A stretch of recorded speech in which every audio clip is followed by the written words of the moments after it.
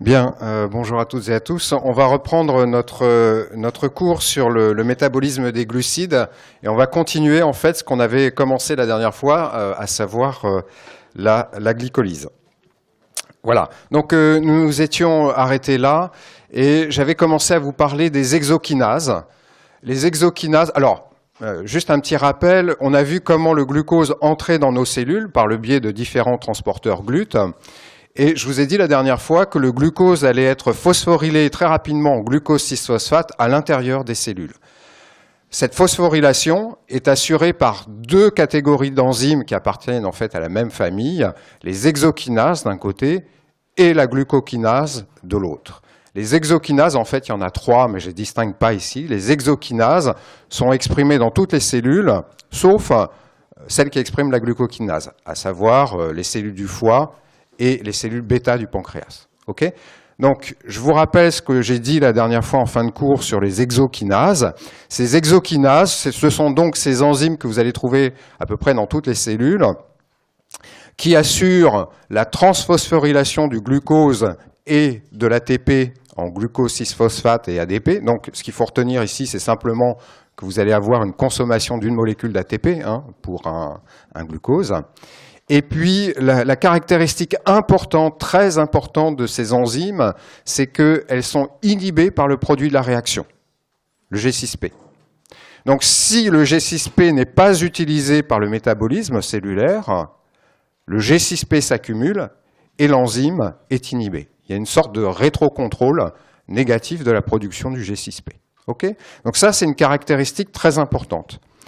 Et ce que vous pouvez voir, si on regarde la cinétique, vous avez l'activité enzymatique en fonction de la concentration en substrat, c'est toujours la même histoire. Regardons l'allure de la courbe en bleu, ici, c'est celle des exokinases, qu'on ne distingue pas. Elles sont toutes à peu près pareilles. Ce qu'on peut voir, c'est qu'il y a un très faible Km, par rapport à la glucokinase en tout cas, ce qui veut dire que ces enzymes ont une très forte affinité pour le glucose. Et la Vmax est relativement modeste par rapport à la glucokinase. Mais ce que vous pouvez voir ici, c'est une très très forte affinité pour le glucose de ces enzymes. Je n'en dirai pas plus. Ce qui est intéressant, c'est de regarder peut-être plus attentivement la glucokinase. La glucokinase, c'est cette enzyme que vous allez trouver dans les hépatocytes et les cellules bêta du pancréas. Et celle-là est assez intéressante. Première caractéristique, j'aurais dû le mettre en rouge sur le document, c'est que, vous voyez, la glucokinase n'est pas inhibée par le G6P. Donc il va se former du G6P, quelle que soit l'utilisation ou non de ce G6P dans la cellule. Okay. Même si le G6P s'accumule, il continue à être formé par la glucokinase. Okay, c'est une caractéristique, il n'y a pas de rétrocontrôle, il n'y a aucun contrôle par le G6P de cette enzyme. Voilà, donc ça c'est une caractéristique intéressante. Et si on regarde ici la cinétique en rouge, alors toute petite remarque, c'est que vous n'avez pas ici affaire à une enzyme michaélienne, vous avez une sigmoïde. C'est un petit peu particulier, je ne vais pas expliquer pourquoi. Donc, en toute rigueur, on ne devrait pas parler de Km, mais plutôt de S1,5. Et disons que le S1,5, ou le Km si vous préférez, ici on a écrit Km, est relativement élevé, de l'ordre de 10 millimoles de glucose par litre. Voilà. Mais si on regarde, donc faible affinité pour le glucose, mais si on regarde l'allure de la courbe, qu'est-ce qu'on peut dire ? Eh bien, vous voyez ici que la vitesse, l'activité catalytique augmente proportionnellement à la concentration de glucose. C'est ce que vous voyez, une grande zone de linéarité. L'activité catalytique augmente proportionnellement à la concentration de glucose dans une très large gamme de concentration. Dans une très large gamme de concentration. Ceci signifie que la glucokinase va être d'autant plus efficace qu'il y a de glucose. Et si l'entrée du glucose dans la cellule n'est pas saturée, n'est pas plafonnée par les transporteurs GLUT, eh bien, la glucokinase va métaboliser le glucose en glucose 6-phosphate de façon proportionnelle à la quantité de glucose extracellulaire. Regardez la linéarité de la courbe. Je répète, la glucokinase va transformer le glucose en glucose 6-phosphate de façon proportionnelle à la concentration de glucose extracellulaire, c'est-à-dire à la glycémie. Ceci vous explique deux choses. La première, c'est qu'on comprend ainsi que le foie va d'autant plus métaboliser le glucose, d'autant mieux métaboliser le glucose en G6P qu'il y a de glucose extracellulaire. OK ? Première chose. Et deuxième chose, cette courbe vous permet de comprendre que la glucokinase va constituer un vrai glucose sensor. Regardez la linéarité de la réponse. Plus il y a de glucose, plus l'enzyme est efficace. Plus il y a de glucose, plus il va être transformé en G6P, de façon proportionnelle à la concentration de glucose. Vous avez donc un sensor, un capteur magnifique. Et c'est précisément ce qui va se produire dans les cellules bêta du pancréas, où la glucokinase va constituer le glucose sensor de ces cellules. C'est ce que j'avais essayé de vous montrer un peu maladroitement, je l'avoue, la dernière fois. En fait, c'est le bon moment dans le cours pour vous montrer ce scénario qui vous permet de comprendre, vous avez une cellule bêta du pancréas ici, et ce scénario qui est représenté sur ce schéma vous permet de comprendre comment une augmentation de glucose extracellulaire, donc de glycémie, va se traduire par une augmentation d'insuline, ici en haut à gauche. Okay ? Donc le scénario, c'est le suivant. Vous avez ici, imaginons une augmentation de la glycémie, donc du glucose extracellulaire. Okay ? Le glucose rentre dans les cellules bêta du pancréas. Chez les rongeurs, c'est GLUT2. Il n'y a aucun effet de saturation possible. Ça rentre proportionnellement à la concentration de glucose extracellulaire. Ce n'est pas à apprendre par cœur, ce que je vous dis. Suivez simplement, prenez pas forcément de notes. Donc le glucose rentre dans la cellule bêta du pancréas et là, il va être phosphorylé en G6P par la glucokinase. Et plus il y aura de glucose extracellulaire, plus il y aura de G6P à l'intérieur de la cellule. Okay ? Vous avez un truc proportionnel.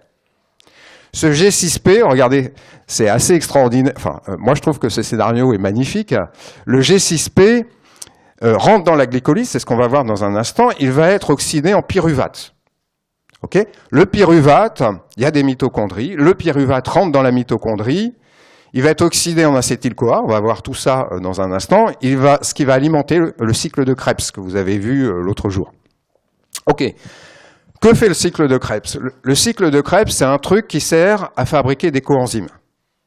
Vous fabriquez du NADH, du FADH2, et ces coenzymes permettent d'alimenter la chaîne respiratoire et donc la synthèse d'ATP. OK, donc vous produisez un peu plus d'ATP. Donc le ratio ATP-ADP change un petit peu dans la cellule.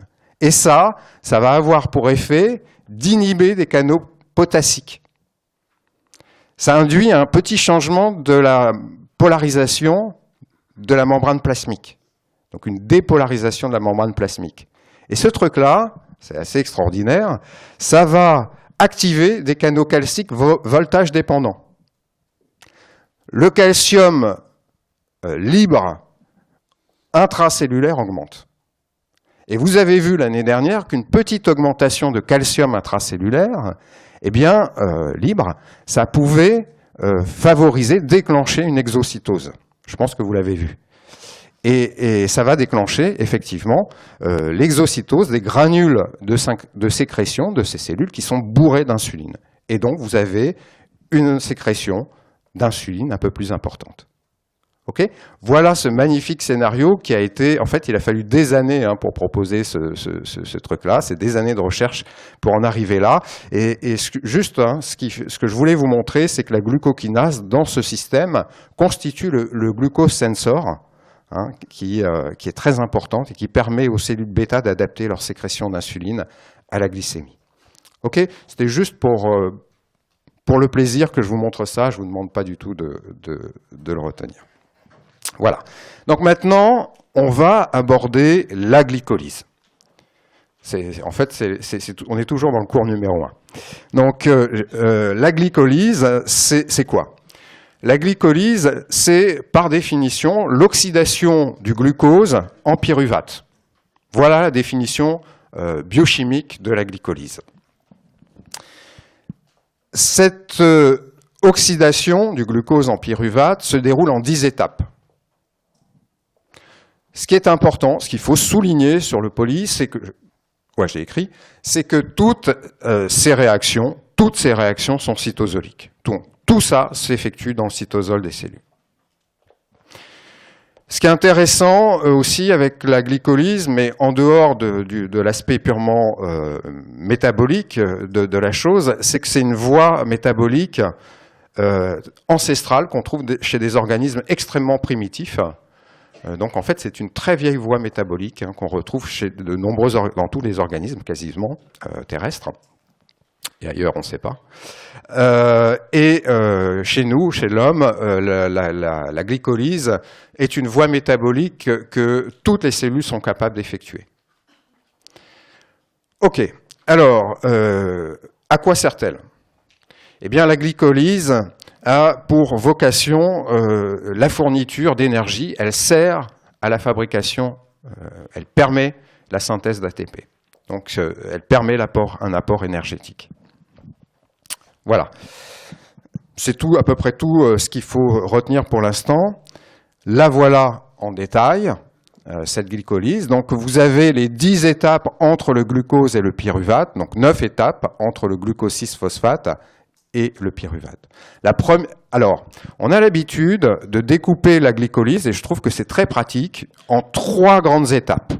3 grandes étapes. On va la parcourir de cette manière en 3 morceaux. Première étape, c'est une étape de phosphorylation des substrats et de préparation au clivage. Donc étape 1, phosphorylation des substrats, préparation au clivage. L'étape 1 commence par la phosphorylation du glucose en glucose 6-phosphate, ce que l'on vient de voir à l'instant. Cette réaction est catalysée par les hexokinases, dans la plupart des cellules, et par la glucokinase, dans les 2 types cellulaires dont on a parlé tout à l'heure. Okay, c'est une réaction de transphosphorylation, donc ça vous coûte du glucose et de l'ATP en glucose 6-phosphate et ADP, donc regardez, ça vous coûte 1 ATP par glucose. Et vous obtenez du glucose 6-phosphate. Deuxième réaction, on est toujours dans la première étape, deuxième réaction, vous avez une isomérisation. En fait, vous passez du noyau pyranose classique ici du glucose au noyau furanose du fructose. Vous avez un changement de cyclisation de la molécule. Okay ? Troisième réaction, transphosphorylation du fructose 6-phosphate et de l'ATP en fructose 1,6-bisphosphate et ADP. Cette étape de transphosphorylation, ici, est catalysée par une enzyme très importante, qui est l'enzyme clé de la glycolyse, qui est la phosphofructokinase 1, qu'on appelle aussi PFK1, ça va plus vite. Phosphofructokinase 1. C'est l'enzyme clé de la glycolyse, en tout cas en termes de régulation. On verra pourquoi dans un instant.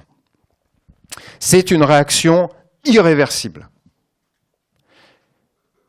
Irréversible, toutes les réactions irréversibles sont en rouge sur mon schéma ici. Donc irréversible, elle aussi, et elle coûte 1 ATP. Par glucose au départ. Donc vous obtenez du fructose 1,6-bisphosphate. Regardez, juste par curiosité, voilà le fructose 1,6-bisphosphate. Vous voyez que c'est une molécule relativement symétrique. Vous avez ici un phosphate sur le carbone 1, un phosphate sur le carbone 6, et en fait, vous avez une molécule qui est relativement symétrique ici. Étape 2 de la glycolyse. L'étape 2, c'est le clivage et synthèse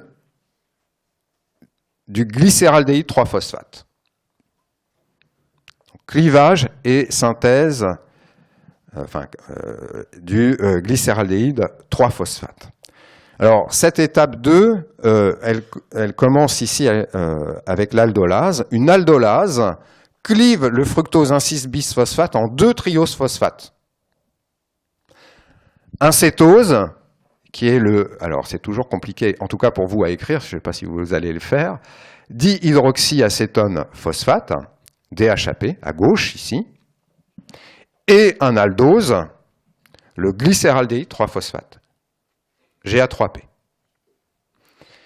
Le dihydroxyacétone phosphate, que vous voyez ici, peut être isomérisé en glycéraldéhyde 3-phosphate par une isomérase. Deux choses. La première chose, c'est que la réaction est lente. Deuxième chose, c'est que le glycéraldéhyde 3-phosphate est rapidement consommé par la réaction suivante de la glycolyse. 1 et 2 vous expliquent pourquoi le DHAP a tendance à s'accumuler dans les cellules. La vitesse de transformation en glycéraldéhyde est lente. Le glycéraldéhyde est vite consommé par l'étape suivante de la glycolyse. Le DHAP a tendance à s'accumuler. C'est le triose phosphate majoritaire dans nos cellules. OK ? Et on a fini l'étape 2. Ouais, il y a une question ?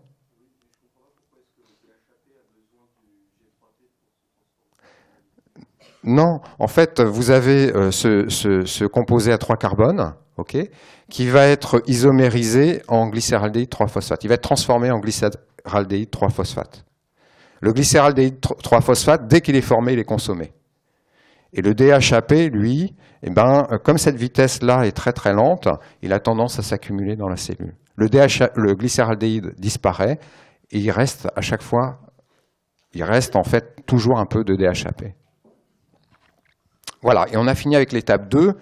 On attaque l'étape 3, la dernière étape de la glycolyse, qui est une étape d'oxydation. Là, on va avoir une oxydation. Oxydation et récupération d'énergie. Alors, cette étape 3 commence par une enzyme très importante,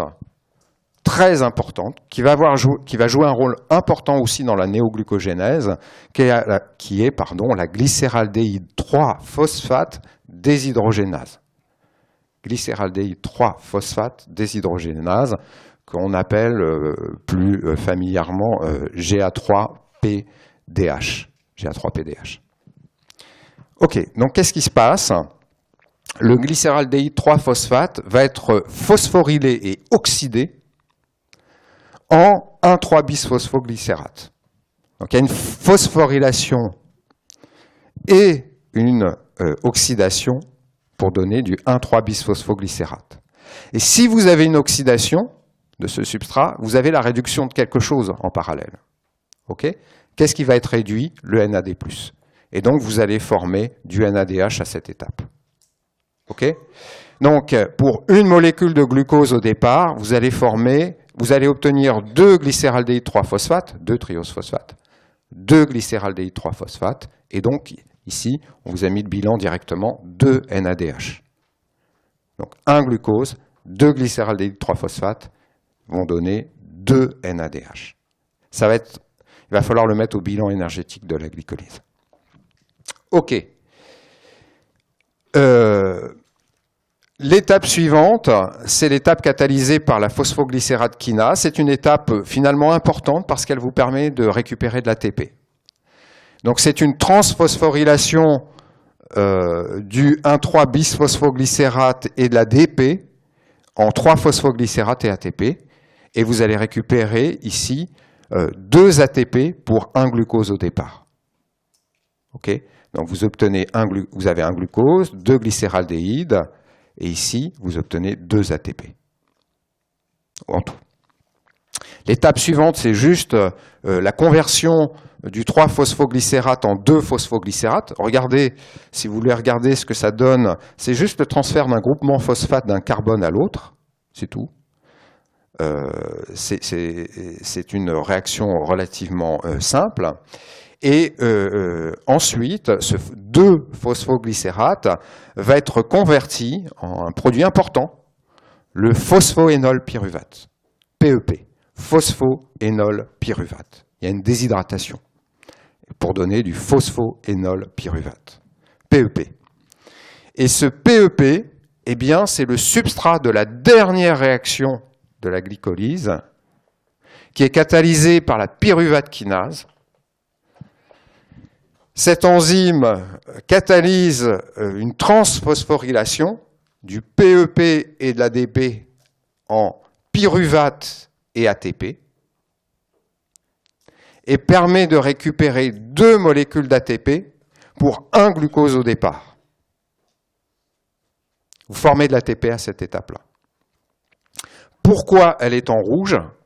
Eh bien parce qu'il s'agit d'une réaction irréversible. Okay, elle est très importante aussi parce qu'elle est la cible de mécanismes de régulation. Et c'est ce qu'on va voir dans un instant. Okay, donc on a fait toute la glycolyse, on est parti d'un glucose au départ, on a obtenu 2 pyruvates à l'arrivée, on a investi 2 ATP dans la première étape, on en a récupéré 4 dans la dernière. Donc le bilan net de la glycolyse, c'est 2 ATP pour un glucose. Et 2 NADH à cette étape-là, 2 NADH produits. Tout ce que je viens de vous expliquer dans les documents suivants dans votre poly. Okay, donc le bilan énergétique global de tout ça, c'est 2 ATP et 2 NADH produits pour un glucose. Ouais.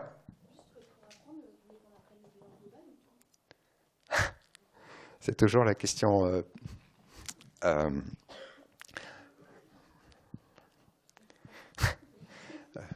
Laissez-moi 30 secondes et je vous répondrai tout à l'heure. Ok. Je sais que c'est effrayant. En fait, le but, c'est pas d'apprendre par cœur, hein. C'est surtout de comprendre et de retenir simplement quelques mécanismes clés. Quand il y a un point rouge sur vos documents, c'est que vraiment, il faut le savoir.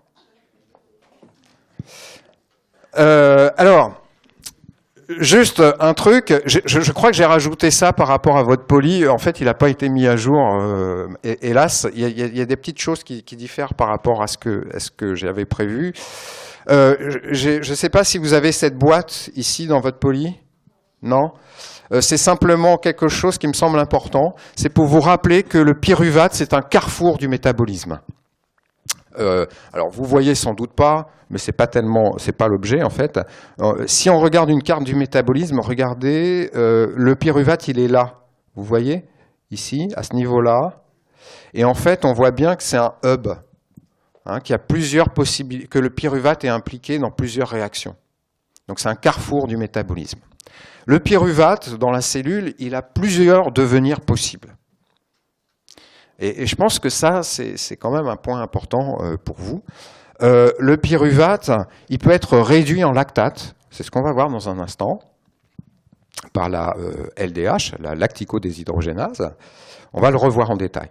Le pyruvate, il peut être oxydé en acétyl-CoA dans la mitochondrie. On va le revoir aussi par la pyruvate déshydrogénase.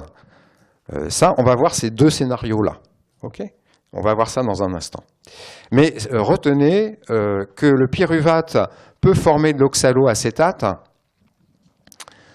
C'est ce qu'on verra, je ne sais pas si on le verra un petit peu plus tard, ça c'est possible, par la pyruvate carboxylase, une enzyme finalement importante. Et puis, le pyruvate peut donner un acide aminé, l'alanine, grâce à une alanine transaminase. Et cette réaction-là, vous ne la verrez pas du tout dans mon cours, vous la verrez probablement dans le cours consacré au métabolisme des acides aminés. Okay, mais je vous l'indique simplement, hein, c'est une possibilité de transformation du pyruvate. Nous, ce qui va nous intéresser dans l'immédiat, c'est ça, juste ça.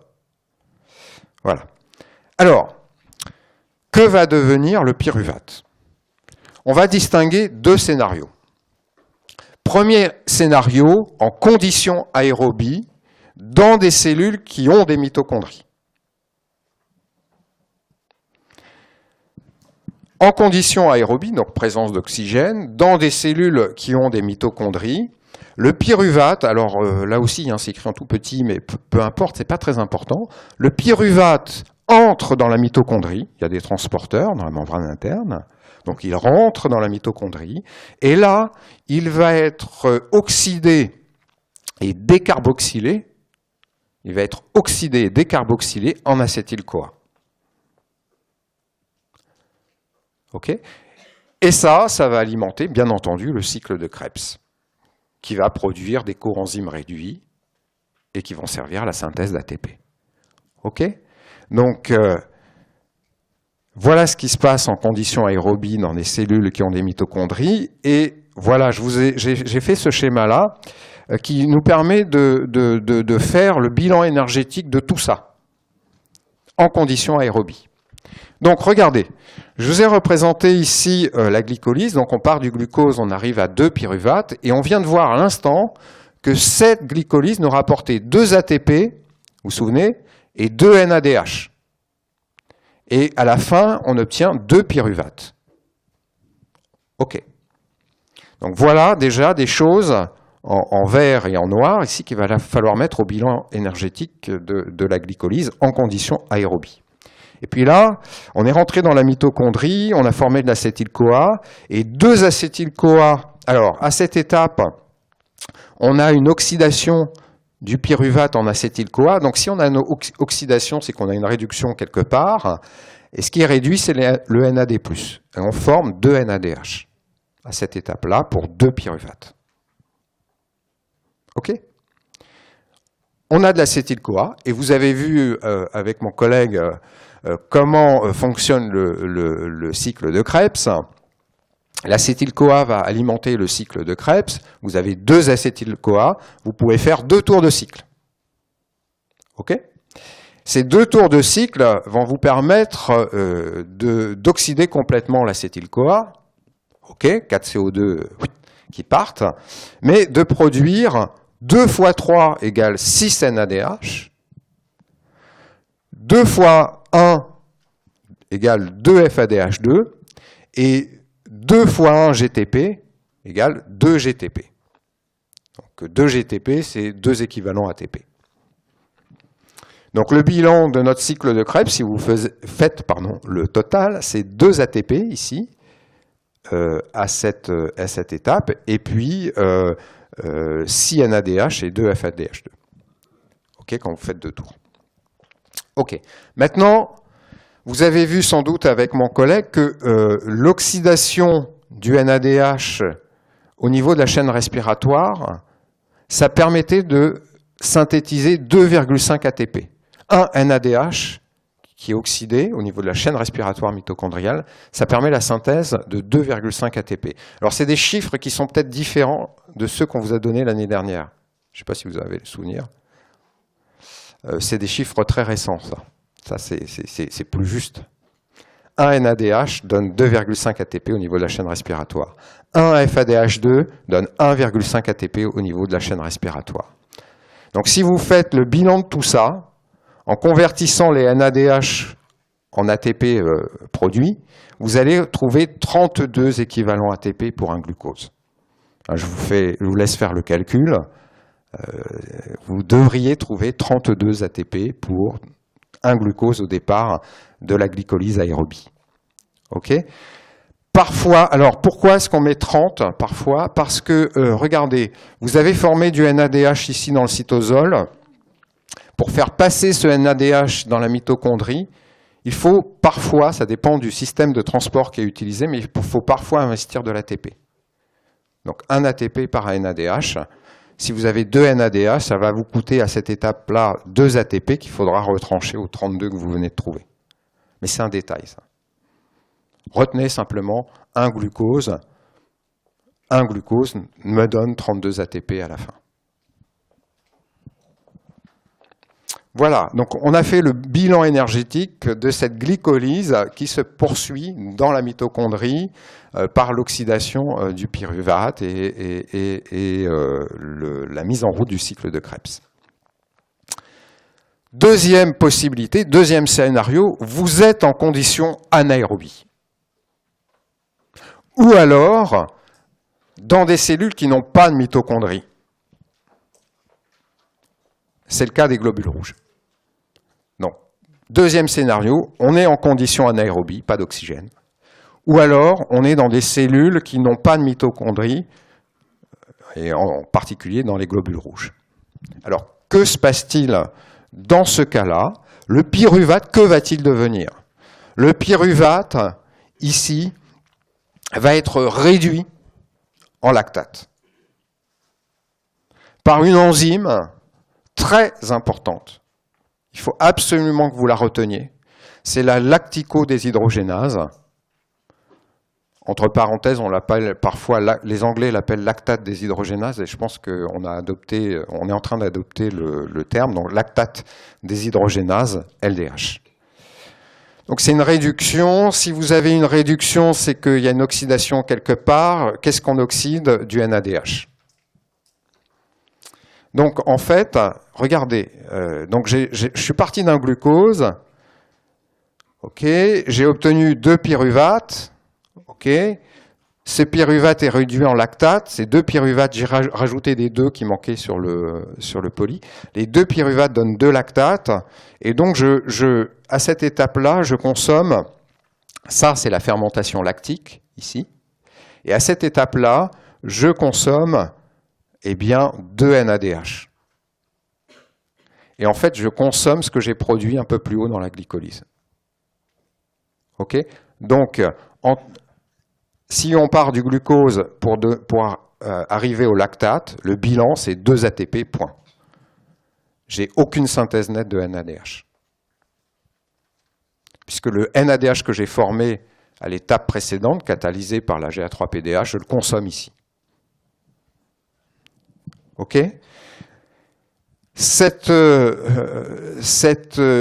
réaction-là est très importante au plan clinique, parce que j'ai pas le temps, on pourrait faire un cours entier sur le lactate, parce que ce lactate va se retrouver dans le sang et la lactatémie, la concentration de lactate sanguin, est un index clinique très important, en particulier en réanimation. Okay, donc vous le reverrez forcément dans la suite de vos études.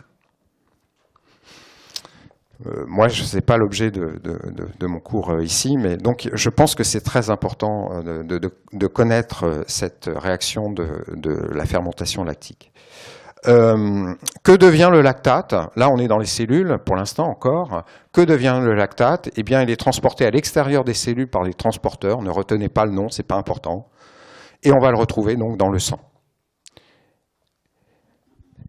Dans le sang, le lactate, alors ça c'est pas très important, voilà, c'est juste un petit rappel. Le lactate, donc vous venez, le lactate,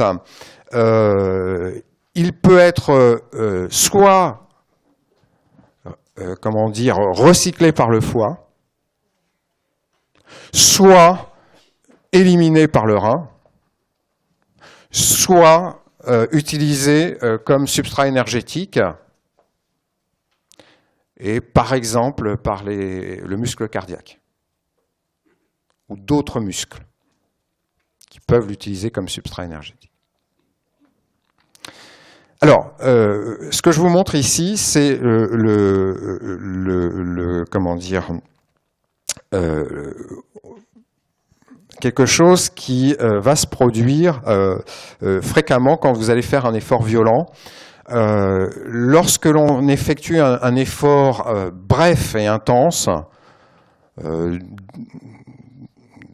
tel que par exemple un 400 mètres sur une piste d'athlétisme, un effort qui dure moins d'1 minute, dans les dernières secondes de cet effort, donc dans les 20-30 dernières secondes de cet effort, les muscles des jambes, en fait, font de la glycolyse anaérobie et de la fermentation lactique parce qu'il n'y a pas encore d'oxygène suffisamment pour les fibres musculaires.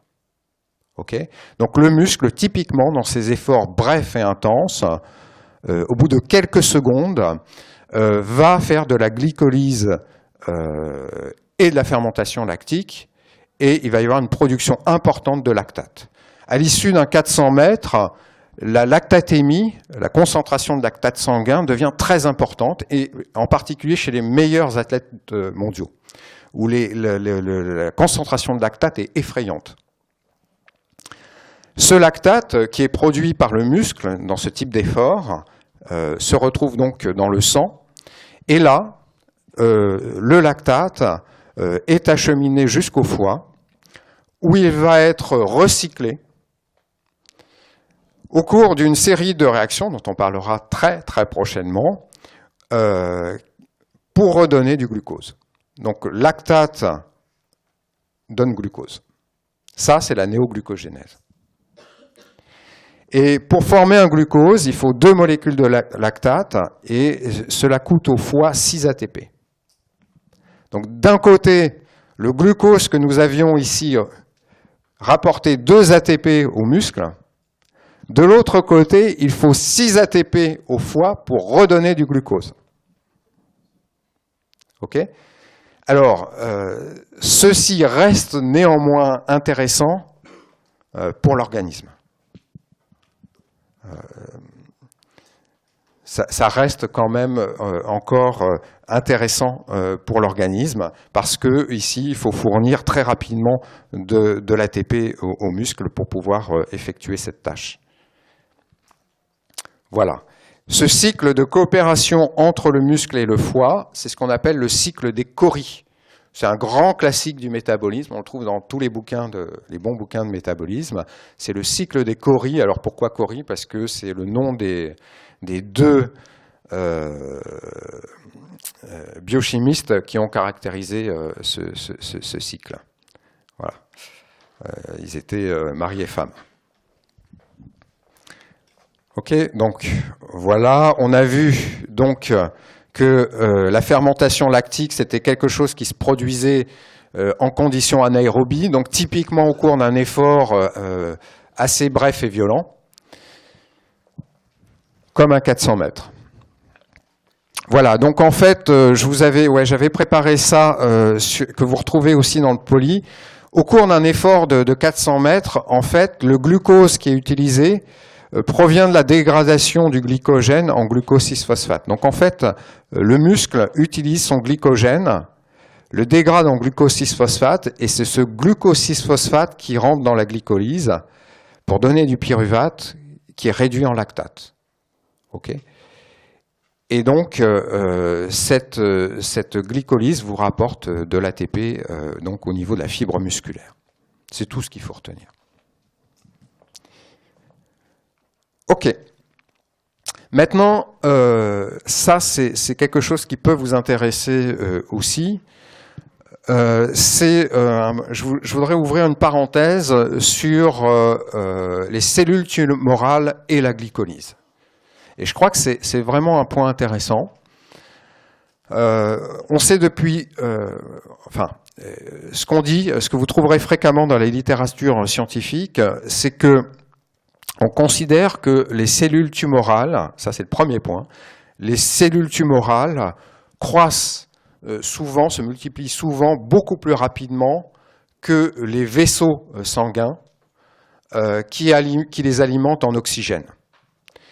Et on considère généralement que beaucoup de cellules tumorales se retrouvent de fait en conditions d'anoxie. Donc en conditions d'anaérobie. Et dans ces conditions, la glycolyse et la fermentation lactique sont les seules voies métaboliques utilisables pour la fourniture d'énergie de ces cellules. Okay ? Vous avez des cellules qui sont en hypoxie parce que loin des vaisseaux sanguins, la glycolyse et la fermentation lactique sont les seules voies métaboliques possibles pour la fourniture d'énergie. Donc la fourniture d'ATP. Et donc, les cellules tumorales vont avoir tendance à consommer des quantités considérables de glucose et à former du lactate. Deuxième chose que je voudrais souligner, que vous allez retrouver aussi dans la littérature scientifique et médicale, on sait depuis presque un siècle maintenant que les cellules cancéreuses ont une très forte consommation de glucose et forment une grande quantité de grandes quantités de lactate, même en conditions de normoxie.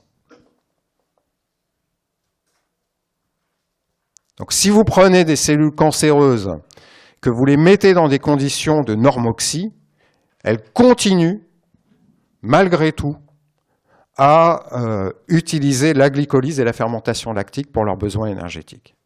Ceci, c'est ce qu'on appelle, c'est quelque chose de très important en métabolisme, depuis près d'un siècle, c'est ce qu'on appelle l'effet Warburg, du nom de Otto Warburg, qui est le physiologiste qui a mis ça en évidence dans les années 1920 et qui a eu un prix Nobel pour ça dans les années 1930.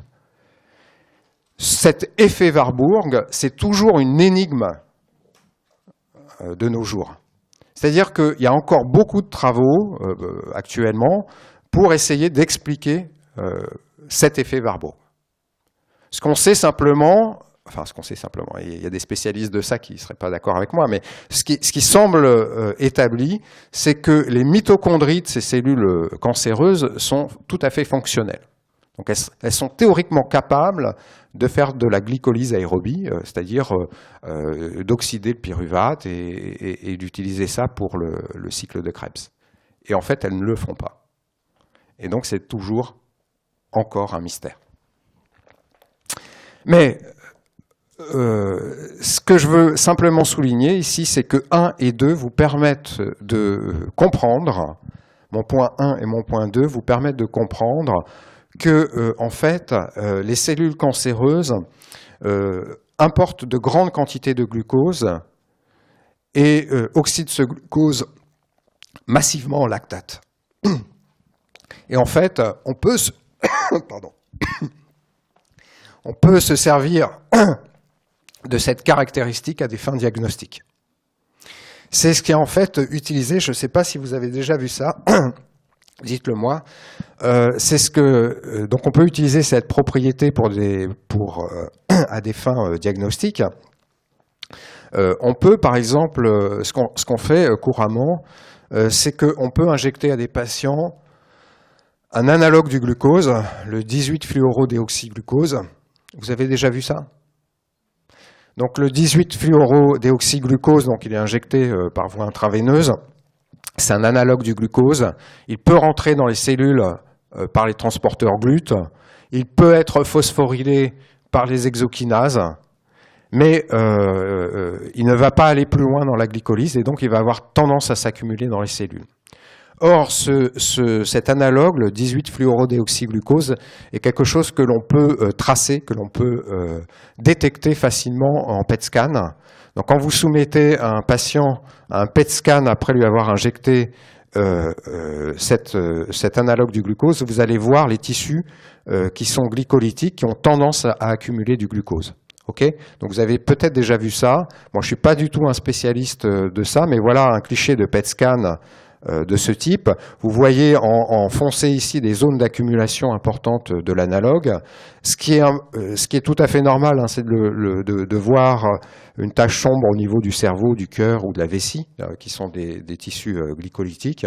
Et ce que montre le cliché ici, c'est qu'en revanche, vous avez 3 spots ici d'accumulation du 18-fluorodéoxyglucose qui évoque la présence de tissus tumoraux. Voilà, donc c'est utilisé ça à des fins diagnostiques. Voilà, donc vous reverrez ça beaucoup plus en détail dans d'autres cours. Voilà, pour en finir un petit peu avec la glycolyse, avant d'aborder sa régulation, je voudrais vous parler de l'entrée du fructose et du galactose dans la glycolyse.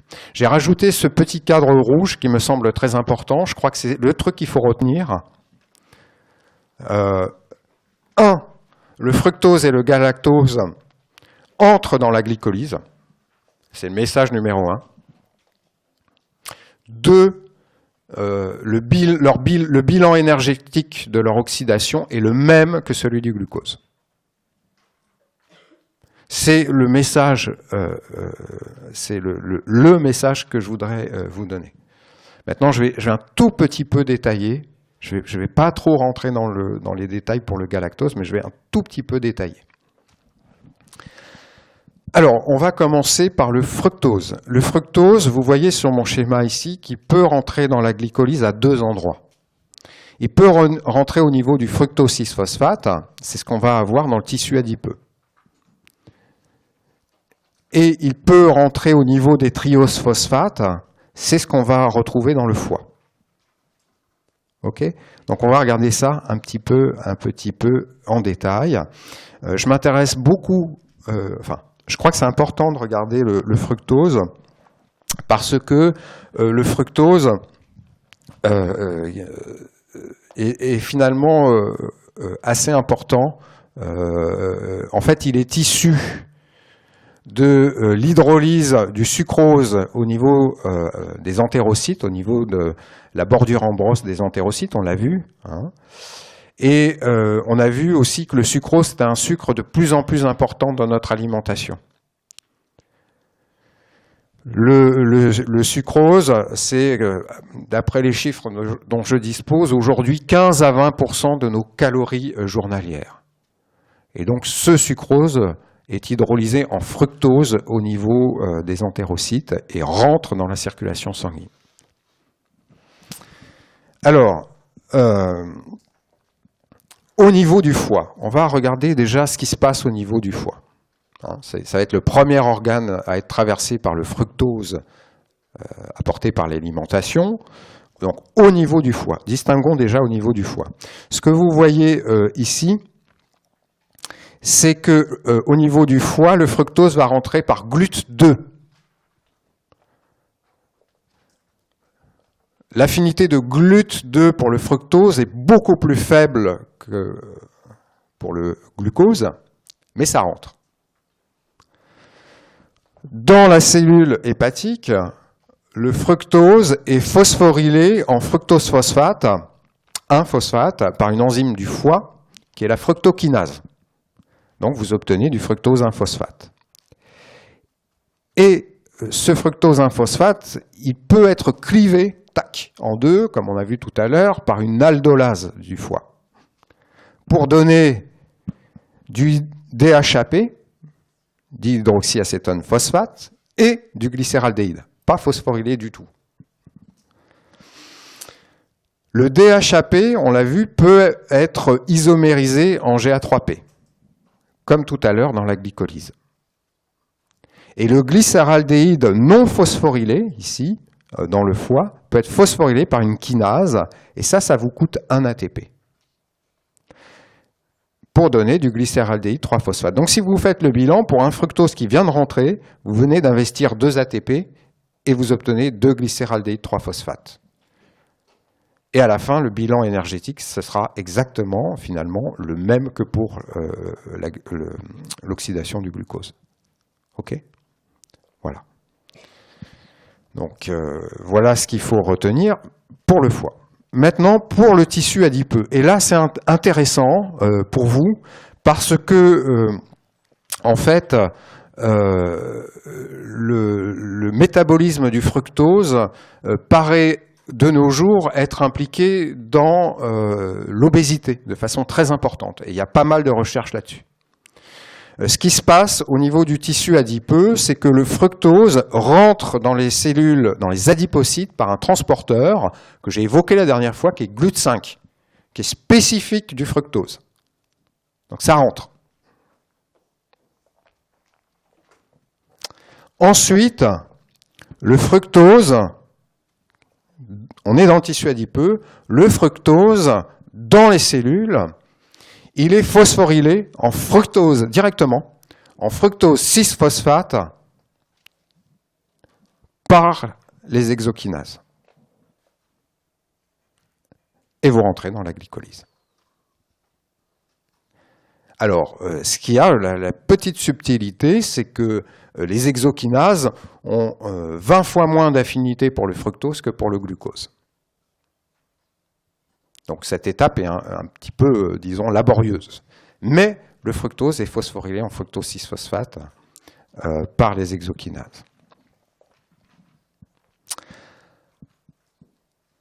Ensuite, ce fructose, eh bien entendu, il va servir à la synthèse d'acides gras et de triglycérides.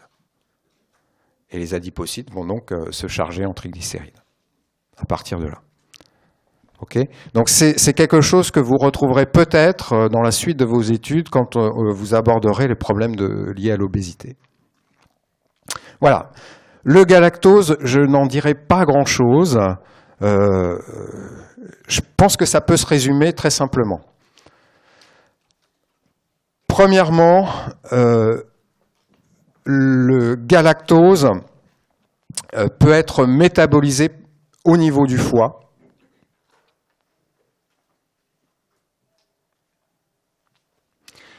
Pour donner du glucose 1-phosphate. Cela implique 3 enzymes différentes. Vous avez le détail des réactions, je ne veux pas les aborder. Donc la transformation du galactose en galactose 1-phosphate dans le foie implique 3 enzymes différentes. Et ce que je voudrais simplement, parce que je pense que ça pourrait vous servir, ce que je veux souligner ici, c'est que la mutation d'une de ces enzymes,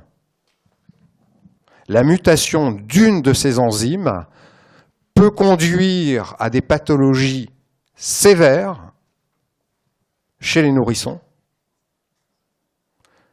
que l'on classe sous le nom de galactosémie.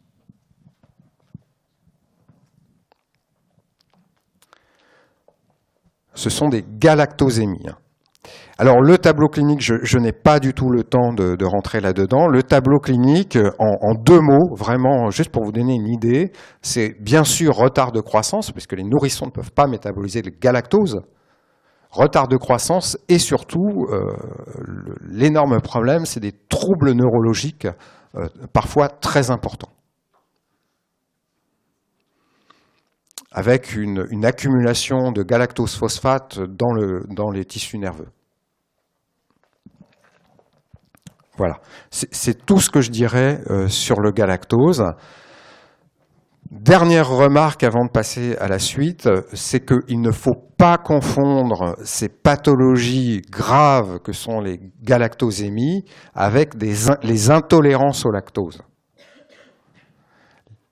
Les intolérances au lactose, c'est autre chose. Les intolérances au lactose, c'est l'incapacité pour les individus adultes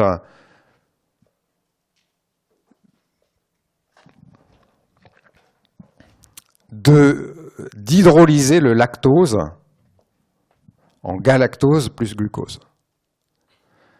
Ces intolérances au lactose sont dues à un déficit en lactase au niveau de la bordure en brosse des entérocytes. Voilà. Et ceci est tout à fait normal et habituel chez les adultes, dans certaines populations.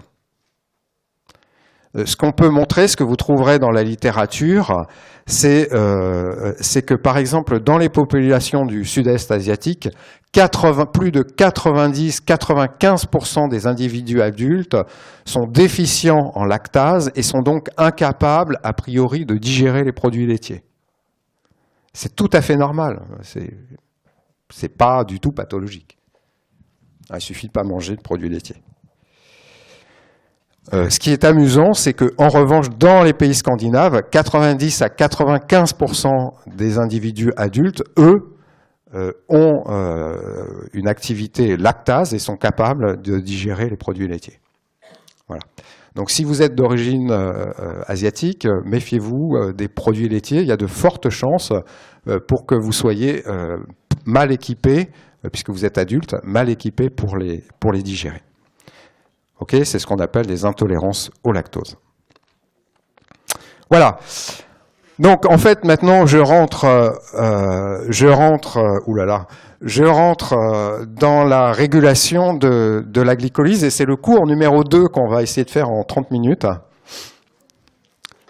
Mais c'est très simple. Et je voulais même commencer la néoglucogénèse, mais bon, ça me paraît compliqué.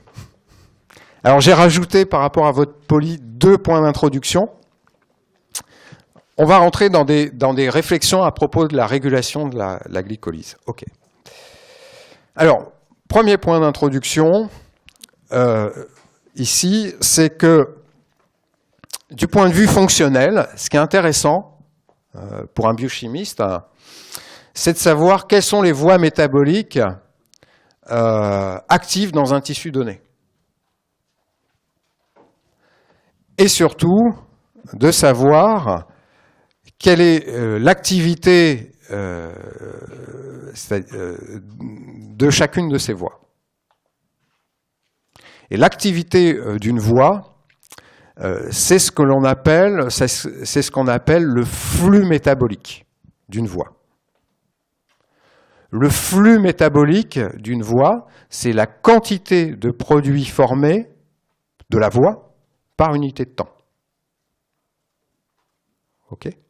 Alors, par exemple, pour la glycolyse, ça peut être la quantité de pyruvate formée par unité de temps. Et ça, c'est le flux glycolytique. Okay, la quantité de pyruvate formée par unité de temps. Donc, c'est la vitesse de formation du pyruvate qui est intéressante. Alors, ce flux, cette activité des voies métaboliques, ce flux, il dépend tout d'abord, quand vous regardez une voie, le flux métabolique dépend de la vitesse de la réaction la plus lente dans la voie. C'est assez logique. De la vitesse de la réaction la plus lente. OK. On reverra ça dans la glycolyse, c'est la PFK.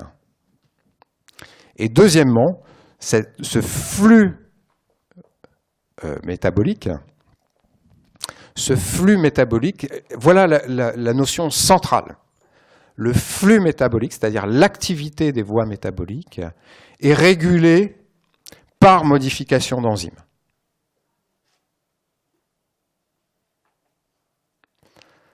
En fonction de 2 choses. En fonction des conditions intracellulaires, par exemple l'état énergétique, et en fonction des conditions extracellulaires, par exemple la présence d'hormones.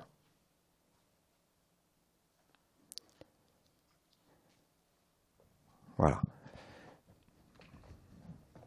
Donc il y a des mécanismes de régulation, des voies métaboliques, ça passe par des modifications d'enzymes, je récapitule, et ces modifications d'enzymes se font en fonction des conditions internes de la cellule, enfin, par exemple son état énergétique, et en fonction de la présence ou non à l'extérieur d'hormones.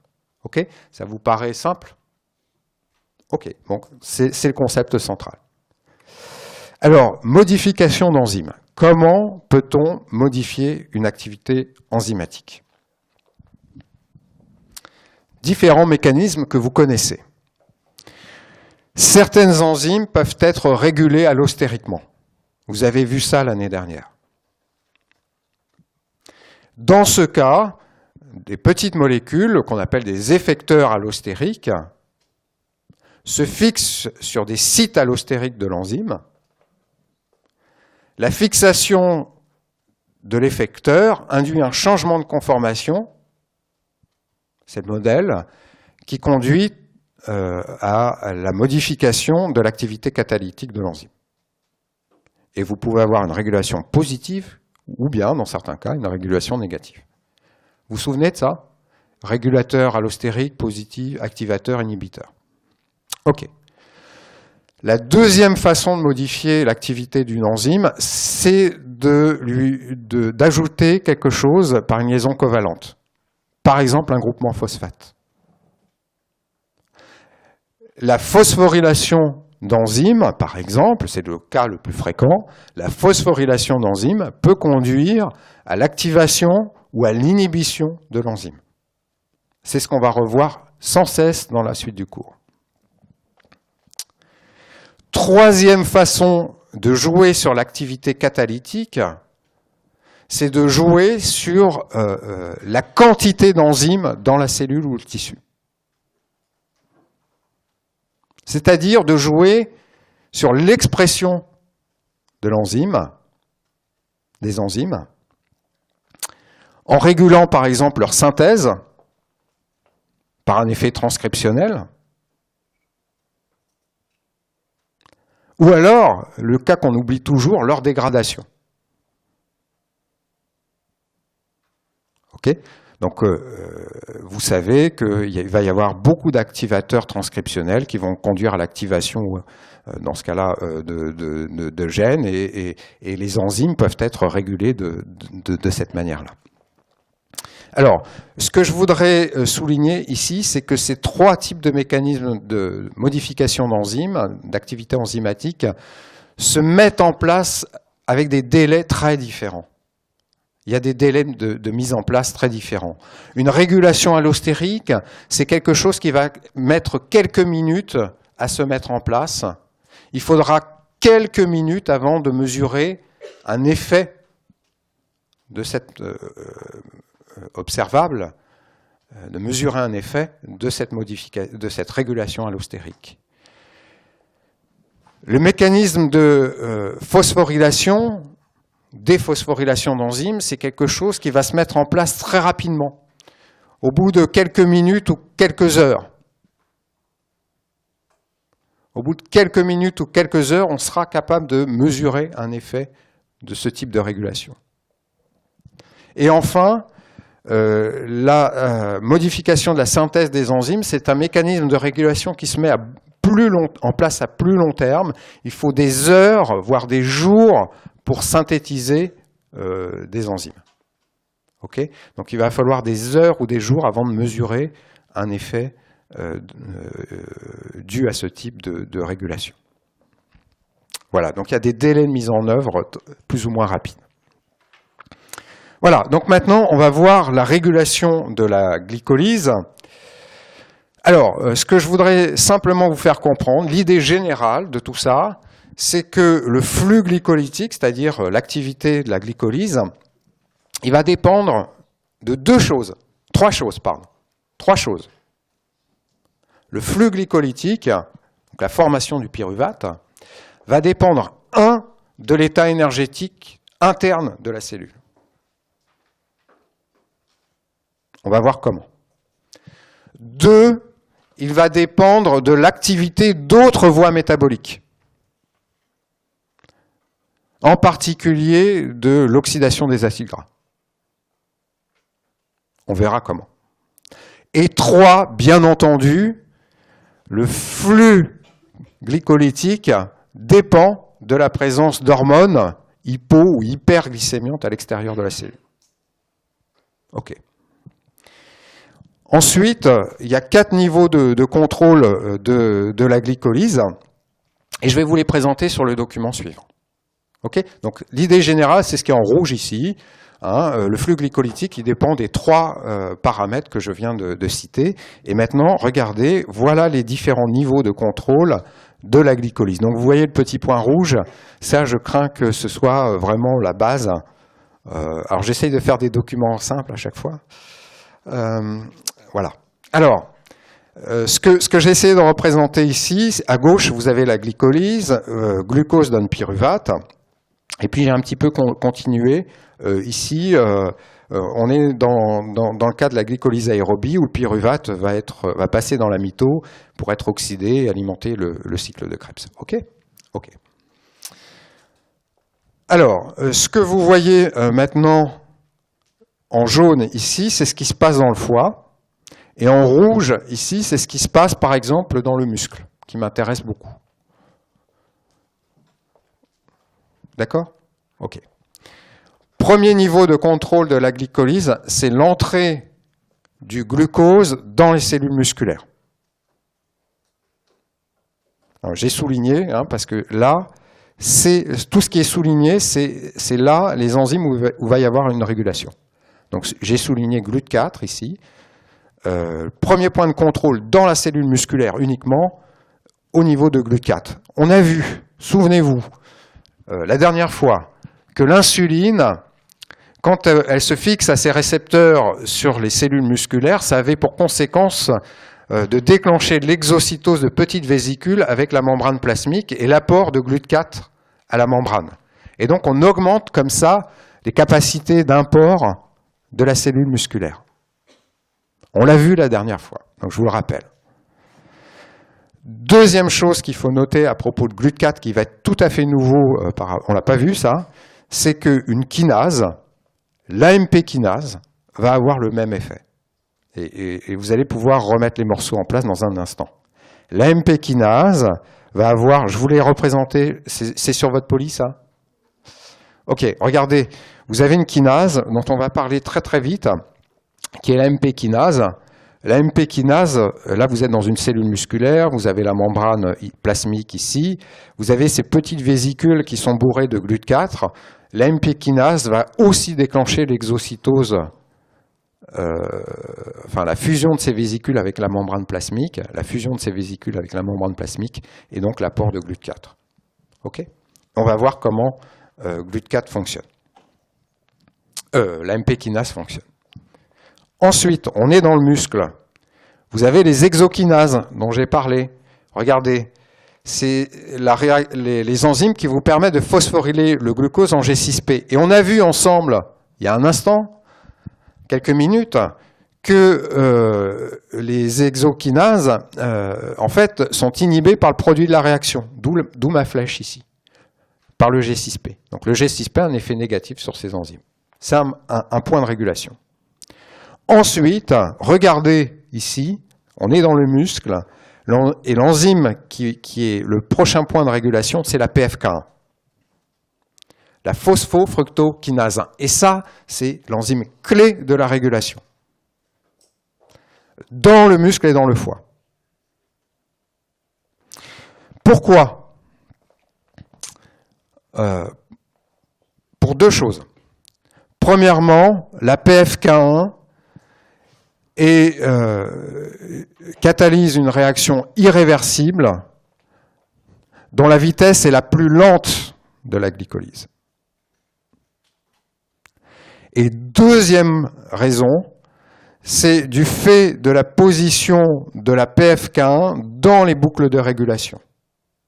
C'est un concept qui en fait paraît compliqué, mais qui est très simple. Je vais vous l'expliquer. Regardez simplement le schéma, ne notez pas forcément. Regardez, vous avez la glycolyse, glucose donne pyruvate.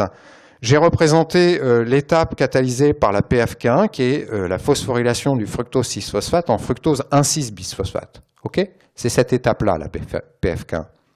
Ce qu'il faut simplement comprendre ici, c'est que le produit de la réaction, regardez, le fructose 1,6-bisphosphate, c'est un activateur ici à l'ostérique de la dernière enzyme, la pyruvate kinase. Donc vous avez un plus ici, une boucle positive. On va revoir ça en détail. Voilà, c'est tout ce qu'il faut comprendre. Maintenant, regardez. Imaginez ici que j'inhibe la PFK1. À ce niveau-là, je coupe ici ma voie métabolique à ce niveau-là, j'arrête la PFK1. Qu'est-ce qui se passe? Qu'est-ce qui se passe en amont? Eh bien, le fructose 6-phosphate s'accumule, vous êtes d'accord? J'arrête cette réaction-là. Le fructose 6-phosphate s'accumule. OK? Le glucose 6-phosphate s'accumule aussi, puisque vous avez une réaction à l'équilibre. Et le glucose 6-phosphate, on est dans le muscle, ici, eh bien, inhibe l'exokinase, et donc vous arrêtez le flux glycolytique en amont. OK? Maintenant, que se passe-t-il en aval? Eh bien, vous avez arrêté cette réaction-là. Et donc, vous arrêtez de former du fructose 1,6-bisphosphate. Qu'est-ce qui se passe? Le fructose 1,6-bisphosphate diminue, et donc, vous n'avez plus cette boucle d'activation-là, vous freinez l'activité de la pyruvate kinase. Donc, vous arrêtez, vous ralentissez le flux glycolytique en aval. Okay, donc si j'inhibe la PFK1, je joue sur le flux en amont et le flux en aval, dans le muscle. Voilà pourquoi la PFK1 est au carrefour des boucles de régulation et apparaît très importante. Le dernier niveau de régulation que je vais présenter, là, maintenant plus en détail, c'est au niveau de la dernière étape, au niveau de la pyruvate kinase. Et il y a une régulation qui s'effectue dans le foie et dans le muscle, avec des différences. Et c'est ce qu'on va voir tout de suite. Hop. Voilà. Donc ça, c'est un petit point rouge, c'est une régulation. Vous êtes à la dernière étape de la glycolyse, étape catalysée par la pyruvate kinase, et vous allez avoir une régulation à ce niveau-là, et on va voir comment. Alors, c'est pas compliqué du tout, je vous rassure. Je vais dire ça de plus en plus. Il y a, en gros, ce qu'il faut retenir, c'est qu'il y a deux types de pyruvate kinase. Il y a une forme M, grand M, qu'on va retrouver dans le muscle, M pour muscle, mais aussi dans le cerveau, et une forme L pour liver, qu'on va retrouver dans le foie. Voilà. Et ces deux pyruvate kinases-là vont être un petit peu différentes. Je vous ai remis, parce que j'imagine que ce n'est pas encore tout à fait intégré, la réaction catalysée par la pyruvate kinase. Il s'agit d'une transphosphorylation du PEP et de l'ADP en pyruvate et ATP. Donc on forme ici du pyruvate et on récupère de l'ATP. Okay, c'est cette dernière réaction de la glycolyse. Régulation. La première chose qu'il faut retenir, c'est que toutes les pyruvate kinases, L et M, sont régulées de façon allostérique, de la même manière, par le fructose 1,6-bisphosphate, qui a été produit plus haut, et par l'ATP. Le premier est un activateur allostérique, le second, l'ATP, est un inhibiteur allostérique. Alors, juste à propos de l'ATP, en fait, on peut considérer que l'ATP, c'est un produit final de la glycolyse. Et ici, vous avez un mécanisme de régulation très intéressant. L'ATP, lorsqu'il s'accumule dans la cellule, il va freiner la glycolyse. En tout cas, déjà à ce niveau-là. Hein, si vous avez de l'ATP, c'est plus la peine de faire de la glycolyse est arrêtée. C'est assez logique. OK. Maintenant, la forme L, celle du foie, a un autre mécanisme de régulation, donc un mécanisme supplémentaire. Cette forme L, pour liver, de la pyruvate kinase, dernière enzyme de la glycolyse, cette forme L peut être régulée par phosphorylation. Et regardez la cinétique, on le voit très très bien, vous avez la vitesse, l'activité catalytique de l'enzyme en fonction de la concentration de PEP, son substrat. Donc c'est toujours les mêmes choses. Regardez, vous avez ici la cinétique de l'enzyme déphosphorylée, et regardez ce que fait la phosphorylation de l'enzyme. Qu'est-ce qu'elle fait? Elle change de Km. C'est-à-dire qu'elle diminue l'affinité de l'enzyme pour son substrat. Elle inhibe l'enzyme. C'est ce que vous retrouvez sur mon petit schéma. Quand vous phosphorylez la pyruvate kinase L, ici, elle devient inactive. Hein, on le voit sur la courbe. Enfin, moins active. Okay, qu'est-ce qui est capable de phosphoryler la pyruvate kinase? Un truc qu'on va revoir sans cesse, le glucagon. Alors, pas directement. Que se passe-t-il? Imaginez que vous soyez à jeun. C'est ce qui est peut-être en train de se produire. La glycémie, votre glycémie diminue. Les cellules alpha du pancréas synthétisent le glucagon. Votre glucagonémie augmente. C'est ce qui se passe peut-être à ce moment. Le glucagon, on l'a vu la dernière fois, se fixe sur ses récepteurs sur les cellules du foie. Et ça, à l'intérieur de ces cellules, ça entraîne une augmentation d'AMP cyclique, on l'a vu la dernière fois, et une activation d'une kinase qui est la PKA. Et la PKA, dont on a parlé la dernière fois, phosphoryle cette enzyme, la pyruvate kinase, est l'inactive. La glycolyse s'arrête dans votre foie. Votre foie épargne le glucose pour qu'il soit disponible pour d'autres tissus, en particulier votre cerveau. Ok, vous voyez, ça va toujours être la même logique. Maintenant, juste avant de passer par la suite, je voudrais ouvrir une parenthèse. C'est une parenthèse importante, me semble-t-il. C'est à propos de la concentration d'ATP, d'AMP intracellulaire et à propos de l'état énergétique des cellules. Alors, ok. Si on mesure dans les cellules la concentration d'ATP et d'ADP, on remarque que le rapport ATP sur ADP est relativement stable. Même quand de l'ATP est consommé de façon importante par les cellules. Le rapport ATP sur ADP, finalement, est relativement stable. Alors, pourquoi ?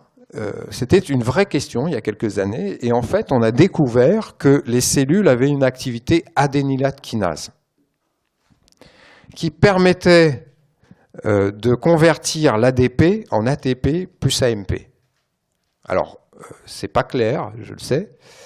Regardez ici sur ce schéma, vous comprendrez peut-être mieux. Lorsque l'ATP est hydrolysé en ADP, l'adénylate kinase convertit cet ADP, ici, en ATP plus AMP. Donc l'AMP augmente, ici, dans la cellule. Et le rapport ATP sur ADP, finalement, évolue peu. Par contre, ce qui évolue, à cause de cette activité adénylate kinase, c'est le rapport ATP sur AMP. C'est ça, puisque l'ADP est transformé en AMP. Ce qui change, c'est le rapport ATP sur AMP. Et pas le rapport ATP sur ADP. OK ? Alors, le rapport ATP sur AMP, ou plutôt le rapport AMP sur ATP, c'est un index de l'état énergétique de la cellule. AMP sur ATP. Quand ce rapport est grand, la cellule est en situation de besoin énergétique. AMP sur ATP. Vous avez beaucoup d'AMP, peu d'ATP. Besoin énergétique. Lorsque ce rapport est petit, vous n'avez pas de besoin énergétique. Il y a suffisamment d'ATP. Ce rapport AMP sur ATP, il est pratique pour nous, bien entendu, mais il est, compréhensible par la cellule. Pourquoi ? Parce que dans nos cellules, il existe des AMP sensors sensibles à l'évolution de ce rapport. Et un de ces AMP sensors, c'est l'AMP kinase. Lorsque le rapport AMP sur ATP augmente, donc entre parenthèses besoin énergétique, l'AMP kinase est activée. Et que va faire l'AMP kinase, comme tous les AMP sensors ? Eh bien, l'AMP kinase va inhiber les systèmes consommateurs d'énergie et elle va activer les voies cataboliques productrices d'énergie. Donc, typiquement, la glycolyse. OK ? Il y a un autre AMP sensor dans nos cellules, c'est la PFK1. Et c'est ce que je vais essayer de vous expliquer maintenant très rapidement.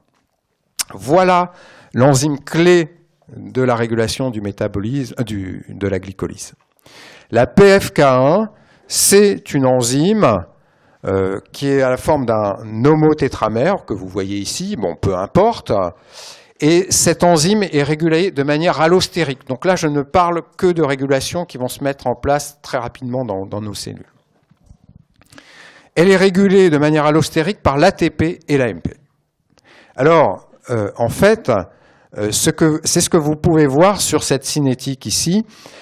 Ici, vous êtes dans une situation à faible concentration d'ATP. Il y en a un peu parce que c'est quand même le substrat de l'enzyme. Hein.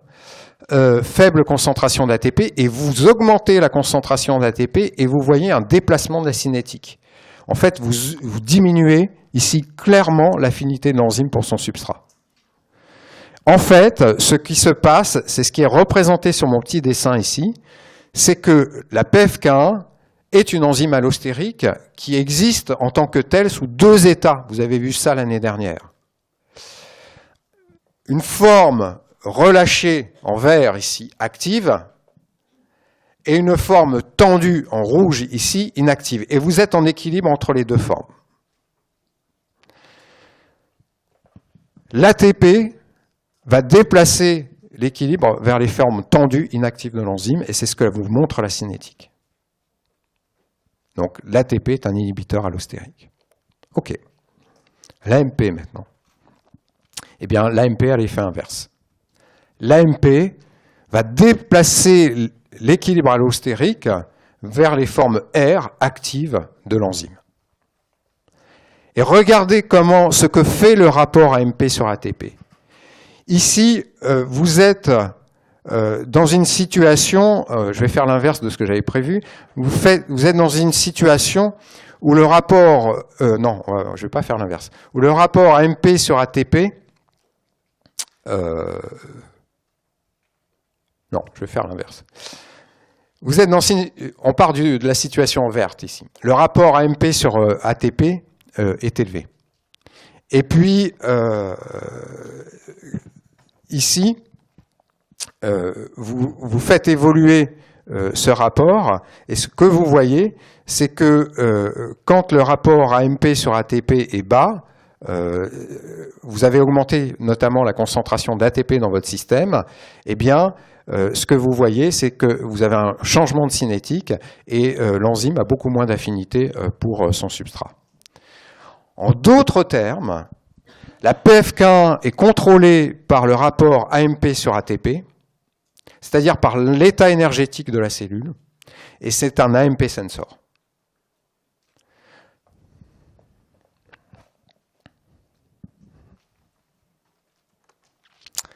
Autre régulation allostérique de la PFK1, pardon, c'est sa régulation allostérique par les produits de l'oxydation des acides gras. Donc par l'activité d'une autre voie métabolique, qui est l'oxydation des acides gras. Alors, l'oxydation des acides gras produit différentes choses, des acyl-CoA en particulier, et puis de l'acétyl-CoA. Ces acyl-CoA sont oxydés en acétyl-CoA, et l'oxydation, la bêta-oxydation des acides gras conduit in fine à la formation d'acétyl-CoA et qui permet d'alimenter le cycle de Krebs. Okay ? Lorsque de l'acétyl-CoA est produit en quantité importante, notamment par l'oxydation des acides gras, cet acétyl-CoA rentre dans le cycle de Krebs, et le cycle de Krebs, on l'appelle aussi le cycle du citrate. Du citrate est produit.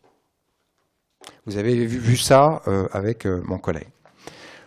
Et quand du citrate est produit par le cycle de Krebs en quantité importante, ce citrate passe à l'extérieur de la mitochondrie. On le retrouve dans le cytosol. Okay ? Le citrate, en fait, c'est un inhibiteur allostérique de la PFK1. Les acyl-CoA sont aussi des inhibiteurs allostériques de la PFK1. Ça, c'est vrai, à ma connaissance, en tout cas, dans le muscle. Et donc, les produits de l'oxydation des acides gras vont inactiver la PFK1 de façon allostérique. Voilà, c'est tout ce qu'il faut retenir. Donc, le flux glycolytique va être contrôlé par la voie d'oxydation des acides gras. On reverra ça un petit peu plus tard, demain, dans le cours. Voilà. Dernière régulation de la PFK1, régulation allostérique de la PFK1 par le fructose, alors écoutez bien, je sais que vous êtes fatigués, mais par le fructose 2,6-bisphosphate. 2,6-bisphosphate. Alors, la petite histoire est la suivante. Dans les années 80, donc il y a longtemps, dans les années 80, on a découvert une chose inattendue, c'est qu'un composé, le fructose 2,6-bisphosphate, était capable d'activer très fortement la PFK1. On a découvert ensuite, ça a été découvert de manière assez fortuite, on a découvert ensuite que le fructose 2, pas le 1, le 2,6-bisphosphate était produit naturellement par nos cellules. Donc la question qu'on s'est posée à cette époque, c'est comment le fructose 2,6-bisphosphate est-il produit par nos cellules? Regardez ce que fait, alors je ne vais pas commenter, parce que je n'ai pas le temps, mais regardez ce que fait le fructose 2,6-phosphate. Vous avez ici les cinétiques, vous partez de la courbe rouge, vous rajoutez des toutes petites quantités de fructose 2,6-bisphosphate dans votre tube à essai, et ce que vous voyez, c'est que ça change radicalement la cinétique de la PFK1, ça diminue fortement son Km, ça augmente très fortement son affinité, ici pour le fructose. Okay ? Donc qu'est-ce qui produit le fructose 2,6-bisphosphate dans nos cellules? Voilà la question qu'on s'est posée. On a tout d'abord découvert qu'il y avait dans nos cellules une activité PFK2, capable donc de transformer le fructose 6-phosphate en fructose 2,6-bisphosphate. Et on a découvert aussi, avec des méthodes biochimiques, qu'il y avait dans nos cellules une activité FBPase2, capable de catalyser la réaction inverse, c'est-à-dire le passage du fructose 2,6-bisphosphate au fructose 6-phosphate. Okay ? Donc on sait que dans nos cellules, il y a ces activités enzymatiques-là. Le truc extraordinaire, étonnant, c'est que ces deux activités enzymatiques sont portées par la même protéine. La même protéine. C'est la même protéine que l'on appelle, pour cette raison, l'enzyme bifonctionnelle. Et cette enzyme est très importante dans le métabolisme. C'est elle, l'enzyme bifonctionnelle, qui est à la fois la PFK2 et la FBPase2. Et comment passe-t-on de l'un à l'autre? Eh bien, par des mécanismes de phosphorylation. Ce que je voudrais... Alors, regardez mon petit schéma. Vous avez ici le fructose 6-phosphate. L'activité PFK2 permet de former du fructose 2,6-bisphosphate qui active ici la PFK1, c'est-à-dire la formation de fructose 1,6-bisphosphate. OK? Voilà. Maintenant, pour finir mon cours, là, avec beaucoup de retard par rapport à ce que j'avais prévu, je voudrais simplement vous dire une chose importante, très importante, que je vous demande de retenir, c'est que la régulation, il y a plusieurs enzymes bifonctionnelles en fonction des tissus. Il y a plusieurs isoenzymes, plusieurs enzymes bifonctionnelles. Elles ne sont pas toutes régulées de la même manière. Et voilà, je finirai juste là-dessus, un peu inquiet. Là, je vous montre la régulation de l'enzyme bifonctionnelle dans le foie. Je vais vous montrer comment ce système fonctionne, et je trouve que c'est extraordinaire. Vous êtes en situation de jeûne. C'est le cas probablement. Votre glycémie diminue. Votre pancréas sécrète du glucagon. Votre glucagonémie augmente. Le glucagon se fixe, on est dans le foie, et on parle de l'enzyme bifonctionnelle du foie. Le glucagon se fixe sur ses récepteurs sur les cellules du foie. Qu'est-ce que ça fait? Ça augmente l'AMP cyclique intracellulaire, ça active la PK. Vous vous souvenez de ça? La PK, qu'est-ce qu'elle fait? Elle phosphoryle l'enzyme bifonctionnelle sur une petite sérine, enfin une sérine au début de la protéine, la sérine 32. Et elle la convertit ainsi en FBPase2. L'enzyme bifonctionnelle devient la FBPase2. qu'est-ce qui se passe? Le fructose 2,6-bisphosphate est hydrolysé, diminue. Et donc, la glycolyse est ralentie. Votre foie épargne le glucose. Maintenant, imaginez que dans 30 secondes, je finirai là-dessus, vous preniez une dose massive de sucre. Votre insulinémie augmente. L'insuline se fixe sur les récepteurs de vos cellules du foie. Ça conduit à la déphosphorylation de l'enzyme bifonctionnelle. L'insuline, ça active des phosphatases. Déphosphorylation de l'enzyme bifonctionnelle, vous perdez la phosphorylation sur la sérine 32, elle devient la PFK2. Qu'est-ce qui se passe? Vous formez du fructose 2,6-bisphosphate, un activateur de la PFK1. Le flux glycolytique augmente. Votre foie consomme le glucose. OK? Et j'ai fini pour aujourd'hui.